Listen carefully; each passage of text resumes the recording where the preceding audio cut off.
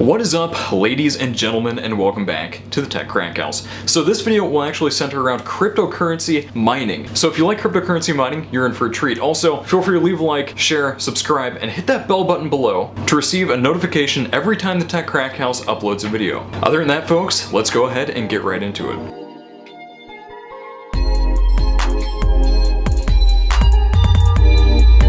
Alright, so honestly, I had to make a video on this topic because I've always found it a bit weird. Now, what I'm actually talking about in this video is the Antminer U1 1.6 to 2.2 gigahashes per second USB Bitcoin miner. Now, if you're familiar with Bitcoin mining, you might know that 1.6 gigahashes per second is extremely slow. That's practically nothing, actually. It's so bad that buying this is essentially just a huge waste of money. But I don't just want to say that, I want to prove it to you, because just saying that's a huge waste of money doesn't really get, a sort of point across. I want to show you what I'm talking about. So, if you aren't familiar with the Antminer U1, it's essentially a Bitcoin ASIC miner that plugs into a USB port, whether it's a computer or a USB kind of extension type thing, I guess, that you plug into a desktop or some sort of, hardware through which your mining software is running. And you use all of these, or you use several of these miners in conjunction to make about 20 cents a day. Now, am I kidding about that? I'm actually not. These things, like I said, don't mine very quickly. But anyway, okay, right. So this is a lightly used Antminer U1, always properly powered and cooled. You might be wondering, how much does one of these cost? Now, they actually typically sell for around $80. 80 USD.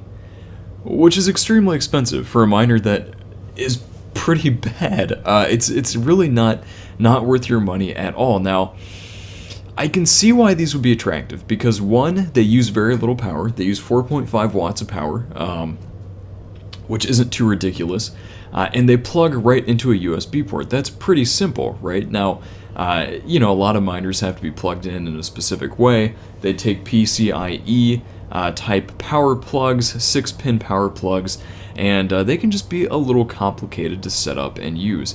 You get one of these, you slap it in your computer, and you're good to go. However, that's not actually the case.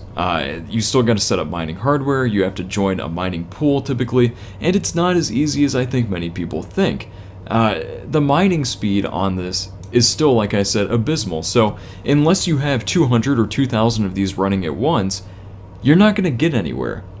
The only way that I can see this being profitable is actually if you work in IT and you're like sneaking these into people's computers, like on the inside of their computer, and running some sort of background of mining software where you're actually, mining Bitcoin from many computers illegally. And that is, like I said, not legal. So don't do that. And, that's just, even still, you'd be paying 70 or 80 bucks a pop, and it's still not going to be all that profitable. So without further ado, let me go ahead and punch some numbers into this mining calculator here, which is pretty reputable. Okay, the difficulty, of course, will increase over time.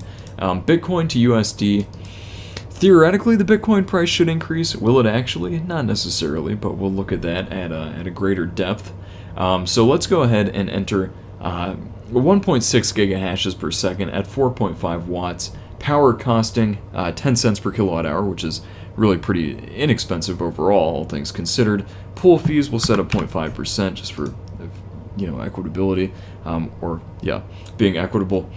Block reward 12.5. Difficulty is currently extremely high, but this is the most up-to-date difficulty for this video.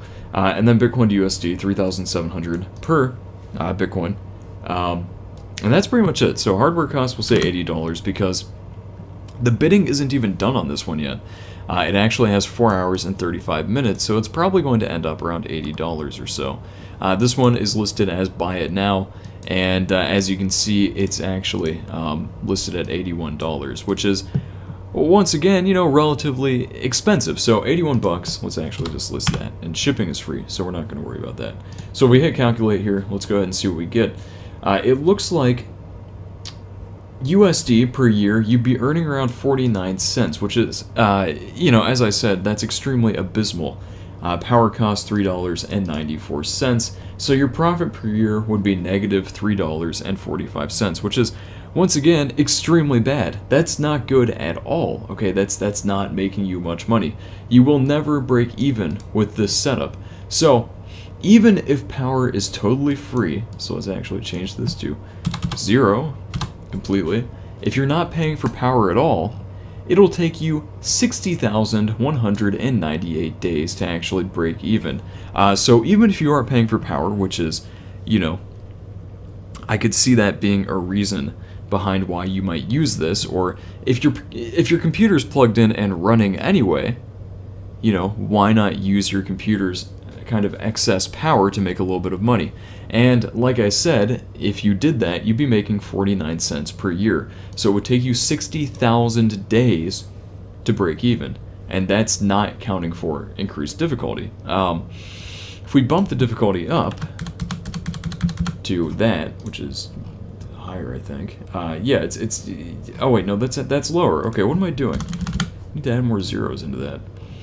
All right, so really, you know, the profitability over the long term, I think, is going to be still pretty negligible. I don't think it's really going to work all that well, and the reason for that is the hashing power. This one says 2.0 gigahashes, but that really varies. The hashing power is so low.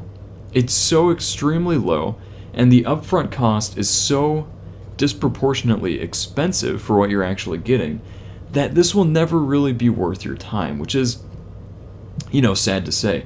If you have 10 of these running with no power costs, let's say that's 11.60 for the gigahash rate, and $810, which is insane, okay?